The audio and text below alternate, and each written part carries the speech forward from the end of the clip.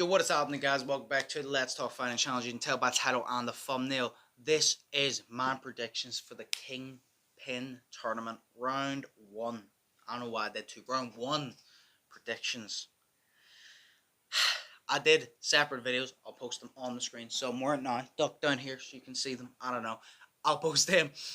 But I did separate ones talking on Gibb versus McBroom, Cinetti versus Jarvis, Nate versus King Kenny, and give him my entire thoughts. But this is the prediction video. We're going to go through the entire thing. We're going to talk about the 4 female fights, the 4 male fights, and the wild card fight, who was recently announced. But we'll start off with Ed Matthews versus Blueface, the wild card fight. Now, this was obviously recently announced. Ed Matthews only had one fight before, which was against Simple Simon, like a 50-year-old, and he knocked him out in the first round.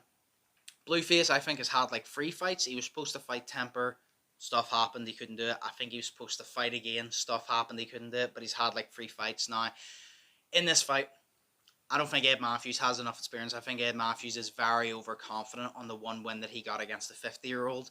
I think he thinks that he has all this experience. And I think that his ego is going to be his downfall because he believes, because he won the fight so quickly, that he's better than what he is. But that's not even an insult to Ed Matthews. I think he just needs to understand that, just because you won your first fight very quickly doesn't mean all the rest are going to go like that. Blueface is going to be very, very different to a 50-year-old called Simple Simon, who's a TikToker. You know what I mean? It's not going to be the same thing. And you need to understand the best teacher is time. Especially in boxing. Boxing takes years and years and years to craft and actually get better at. So these two fighting, Blueface has the experience. He has the advantage. I do believe that Blueface will win. Now, I don't know how Blueface is going to win. I would most likely predict that Blueface wins by decision. I don't think Ed Matthews wins. I just think Blueface comes out. I think it just turns into a scrap, and I think Blueface just out-scraps him, and I'd say that he probably wins by decision. So that's the wildcard fight. Moving on to the women's fights. First women's fight we got predicting is Barbie versus Whitney. Now, this one, Barbie is big. Whitney's quite fucking tall. Barbie just looks hench. So, I don't really have much of a breakdown for these fights. I do think Barbie is going to beat Whitney. I think Whitney's going to come out. I think she's going to have an alright jab. I think her best weapon is going to be the jab. But I just think, obviously they're going to meet at a similar weight for the weight.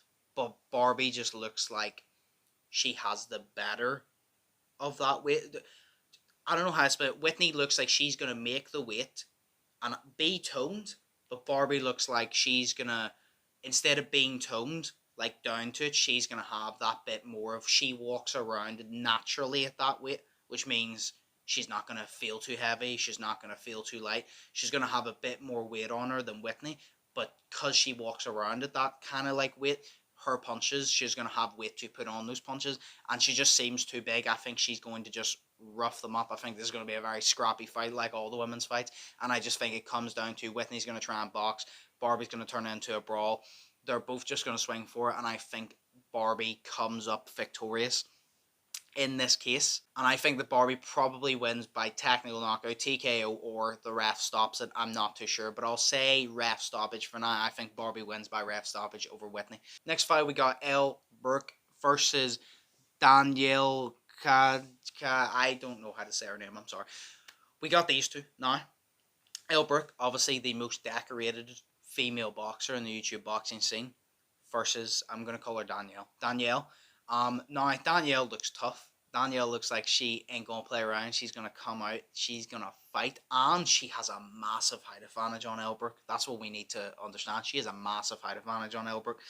But I think Elle Burke's going to come out. I think the experience is going to play a part, a huge part of it. I think she's going to come out. I don't think she's going to back down just because of that. I know the girl has a large height and reach advantage over Elle Burke, but I just think Elle Burke's going to be able to make her way inside, rough her up a little bit. I think the experience is going to be there. She's going to get hit, but she's going to keep coming forward. I don't think this girl is going to be prepared for what Elle Burke brings, because she's probably not, I don't think she's boxed before. in like an actual fight. Maybe sparring, yes, but an actual fight, I don't think so. So I don't think she's going to be prepared for what Elbrook brings. Obviously, Elbrook, like I said, has the experience, so she's going to come with that. And I feel like Elbrook is probably going to win again, either by late knockout in the later rounds, or maybe this is going to be the first one that goes to decision. I don't know. Aside AJ Bunker, but I think she'll knock her out. I don't think it will be a flatline knockout, but I think she will knock her out in the form. She'll knock her down. She won't be able to get back up, and Elbrook will come out victorious. Next up, we got Daniela versus Julie Polka. Yeah, I think Julie probably takes this one. She probably wins by knockout because she just seems so much more broad. She just looks scary, man. To be perfectly honest, if I'm looking at these two, I don't want to get in the ring with the Julie girl because I feel like she'd knock the bollocks out of you. You know what I mean? Like, she looks like she knows how to fight. She looks like she knows how to box. She looks like when she's going to hit you, it's the same kind of thing as the first fight that I was talking about between Barbie and Whitney. I feel like she is like Barbie. She looks a bit heavier on it. And the reason is she kind of walks around it that way, you know what I mean? Like, she's not skinny. Like, she's in good shape, but she has the weight in her in good shape, and she walks around at that. And I think that if she sits down on those shots and really throws, or even if she throws haymakers, she's going to do some damage. But if she sits down on those shots, there's gonna be some black eyes given, some noses broken, and it ain't gonna be fun for someone. And I think that Julie probably wins by knockout, to be perfectly honest. I think she definitely wins by knockout. I just don't see this fight going any other way. You know, maybe Daniela will prove me wrong, I don't know, but I just think she's the bigger girl. She's probably going to just hit harder, and I think that's what it's going to come down to. So I got Julie winning by knockout. Next up, we got Amber O'Dawn versus Emily Brooke. Now, Emily Brooke is obviously Elle Brooke's sister. This comes down to Emily Brooke doesn't look too experienced. You could tell that she doesn't have that much experience on the mitts. I actually didn't get to see her opponent on the boxing gloves. Sorry, on the boxing mitts. But I think it's going to come down to Emily's going to train with Elle, who's her sister. She's going to get given that knowledge. She's going to get put through the same thing, which obviously Elle has a good trainer. And I think that Emily's probably just going to come forward and turn it into a scrap, because all these women fights, all the men fights, the men are so like trying to be technical and hesitant. What I respect about the women get in there and they just go for it. And they're like, fuck the technical shit, that's out the window. I want to hurt you and knock you out. And that's what I respect about the women in this YouTube boxing, and even in real boxing. Like, they just go for it, man. You gotta respect it, honestly. And I think that's what's gonna happen. I think Emily's just gonna rough her up a little bit. I think she's gonna keep coming forward. Whether she gets hit or not, I think she's gonna do the same as Elle. It ain't gonna phase her, and she's gonna keep coming forward. She's gonna keep applying the pressure. She's gonna keep hitting those shots, and she's just gonna keep putting it on, hitting those big heavy shots. And I think she probably wins by knockout again. I think like every female fight's gonna win by stoppage. I don't think any of them are gonna go the distance at this point, because they just come out and go for it 100% every single time. So I got Emily Brooke winning by knockout as well in that fight. Moving on to the male fights. First up, we got Wenderson Nunes versus Philippek. Now, this one, I didn't really get to see much of them on the pads. You know, Philippek looked more explosive on the pads, looked like he had better movement on the pads, that he hit them better. But I think Wenderson Nunes was kind of like not exposing too much. He's an underdog to me. I think Wenderson Nunes is going to come out and he's really going to show people that he can fight. I think a lot of people are doubting him because he is the most followers, I think, in this entire thing, but because to the main YouTube boxing scene, he's like the least known along with the Philippek guy. I think a lot of people are doubting him because they don't know him, when obviously your name, how many followers you have, like how well you're known in this scene doesn't matter. That doesn't matter at all when it comes down to it. So I think Wenderson Nunes is just not showing much, and I think he's going to win by stoppage against Philippek. I think this is going to be a good fight. I think it's going to be a very tough fight. I think it's going to be one of those fights that it is technical, but I think it's going to be a lot of punches are thrown and a lot of damage is done, and they're both going to be very tough. But I think it comes down to Wenderson Nunes probably wins by stoppage, in my opinion, because I just think he's like hiding a lot of skill that we're not seeing, and he knows it. His coaches know, but we don't know. and I think that's what's going to happen. So I got Nunes by stoppage, and I'm cheering for Nunes. You know, he looks like Post Malone, so I'm on his side. Next up, we got Jarvis versus Cincinnati. Now, I already did, obviously, a full video breaking down what I think they're going to do well, what I think they should do. After all of that, like I said, I think Jarvis is going to try and be the more technical boxer. I think Cincinnati's going to be patient, then he's going to come forward, then he's going to try and put the pressure on, and I think it all comes down to how Jarvis handles that pressure from Tom Cincinnati, and whether he wins the fight that way or not. Now, I'm not going to lie, I actually don't have a set prediction for this fight. I see a decision, but I don't know what way. Like I said, I think it comes down to if FaZe Jarvis really handles the pressure well, and he's able to outbox Cincinnati, well then he's going to win by decision. I think if FaZe Jarvis doesn't handle the pressure too well and he's not able to create distance and land those combos and basically make Cincinnati at least respect his power a little bit, I think Cincinnati smothers him and Cincinnati wins by decision. I do not see either guy getting knocked out. I do not see Jarvis knocking Tom Cincinnati out. I see him maybe wobbling Cincinnati, and I see Cincinnati maybe wobbling him.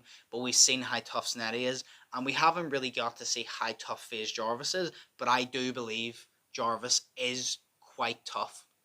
So I think it's going to come down to they're just going to brawl it out, and I think it's going to go to decision. I think it's going to be a very close fight. But I think it could go either way. I actually don't have, like a set one. I do like both. I'm personally cheering for Jarvis. I would like to see Jarvis win, but I don't know. I think it's either way decision, but I think it goes to decision nonetheless. But who knows? Let me know in the comments below, who do you think's going to win? That's the question. But moving on, we got King Kenny versus my mate Nate. Now, yes, I already did a video on this as well. I think King Kenny has to let his right hand go. If he doesn't let his right hand go, I think my mate Nate will smother him. And I think my mate Nate will just land those shots and push Kenny in the back foot, and Kenny won't be able to do it. If Kenny comes forward and lets his right hand go, then I think he will come up victorious. I do believe Kenny will let his right hand go. I think Kenny understands that he has so much to lose here, and if he loses this, all that potential of being one of the top in the YouTube boxing, seeing top 5, all that completely goes out the window. If he loses this, that's out the window. That's not a thing. I think Kenny needs to understand that. He needs to understand he needs to win this fight. He has all the advantages. He has the in-ring experience advantage. He has the no head guard advantage. He has the 10-ounce gloves advantage. He needs to understand he has all the advantages, but he needs to fight and act like he has no advantages and he's the underdog, and he needs to win this or else it's all over. That's what he needs to fight like. I think Kenny's going to come out. I think he's going to let his right hand go. I think he's going to be a little bit hesitant, but I think my mate Nate's going to push forward a little bit, put the pressure on, and I think Kenny's going to be forced to let that right hand go, and I do believe Kenny will win by decision. I don't see a stoppage. I maybe see times where it gets a little bit tough. Maybe my mate Nate wobbles Kenny a little bit, kind of like how Sensei does, but I think Kenny will readjust and do very well in creating distance till he recovers and then going right back at it. And I see Kenny coming up victorious by decision in the end. The last fight of the men, it is the 7-figure Gibber versus Austin McBroom. Now, these two, again, did a video on it. Gib is going to come out. He's going to be aggressive. I think Austin needs to stay on the back foot, needs to box him. If Austin wants to win, he needs to let Gib come forward. He needs to stay on the back foot, and he needs to time his shots.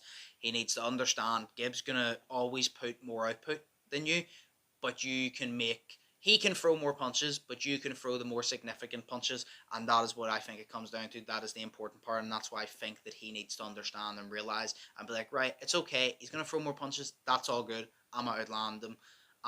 Because I'm going to be more accurate and I'm going to hit him with more significant shots. Gib's obviously going to come out, try to outwork him, try to wear him down.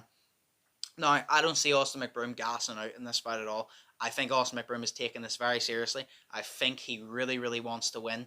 And I think he definitely wants to get in here and redeem himself. I think he cares more about beating Gib than winning the entire tournament. I think that's what happens because of how Gib beat him. I think Austin really just wants to beat Gib more than anything. But I think it comes down to Gib is going to outwork him. I don't think Austin will gas out, but I just think Gib will be too much for Austin. I think Austin will cause him problems being in the back foot, but I think as the fight goes on, the longer the fight goes on, the more advantage Gib has. Gib will not tire out. He will outwork him, and he will give more output. The only thing I'm worried about is, obviously, Gib was doing Ramadan. Ramadan ends on Friday, which you're probably seeing this on Friday. So today, realistically, that is the last day. So obviously, you're not allowed to eat or drink for very long periods of time. Is that going to affect his energy levels? I don't believe so, looking at the pads, but you never know. But when it comes down to it, I'm picking Gib to win by late knockout again or decision. I do think Austin is very, very capable of winning this, but I just think that Gib, the 7-figure Gibber freight train, is just it's flying down the tracks, and I don't think no matter what track you change that it's going to stop it. I don't think if you put a brick wall in front of it, I don't think it's going to stop it. I think the 7-figure Gibber freight train is going to go right through that wall, and that's what I think is going to happen. I think Gibbs going to outwork him, and I think he's going to wear him down, and I think he's either going to knock him out in the later rounds or he's going to win by decision. But either way, I'm very excited for this fight. That's what I think is going to happen. That's my predictions for the entire card. This is probably like a 16-minute video, and this is why I did videos separate to this, as you can see, because I ramble on. But hey, let me know in the comments below, what is your predictions for this entire event? Who do you think is going to win each fight? How do you think they're going to win? Who do you want to win each fight? I already give who I think is going to win, who I want to win. You know, obviously, I'm backing my boy 7-figure Gibber, UK team. I'm backing Kenny, UK team. Jarvis, I'm pretty sure is technically from the UK. I want Jarvis to win, UK team. Wenderson Nunes just looks like Post Malone. I like Post Malone, so I want Wenderson Nunes to win. Plus, he looks sick as fuck. So that is all my predictions. Let me know in the comments below what you agree with, what you disagree with. Give all your opinions down there below. I can't wait for this event. Hopefully it's very good. Hopefully you enjoy it. But as always, think positive, test negative. Have an amazing day. Hope you all are staying safe. Hope you all enjoyed the video. And I'll see you in the next one. So, peace.